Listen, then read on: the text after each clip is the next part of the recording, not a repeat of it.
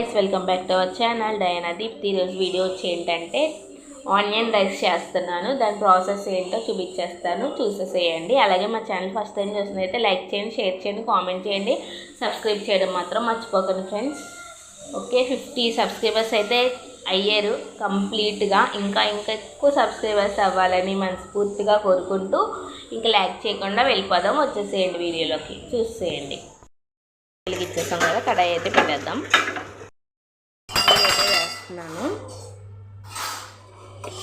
So ఇదైతే heat ఎక్కాలి.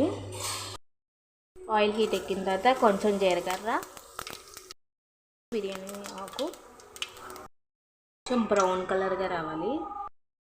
Onion వేసేస్తున్నాను. ఇదంతా పచ్చిమిర్చి బాగా కుక్ అవ్వడానికి పసుపు అండ్ తగినంత సాల్ట్ కూడా వేసుకుందాం. సాల్ట్, కొంచెం సాల్ట్, పసుపు, పాకు, రైస్ వేసేద్దాం. పొడి 1 స్పూను, కారం కలిపేద్దాం. కలుపుకున్నాక కొత్తిమీర అయితే వేసుకుందాం కొంచెం. ఇప్పుడైతే మిక్స్ చేసుకుందాం, పెట్టేద్దాం. మూత అయితే తీసాను. మిక్స్ ఉంచుకున్నాం కదా, మూత పెట్టేసి ఇప్పుడైతే స్టవ్ కట్టేసుకుందాం.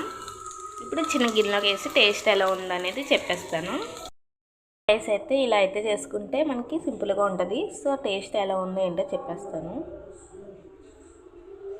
వేడిగా ఉంది,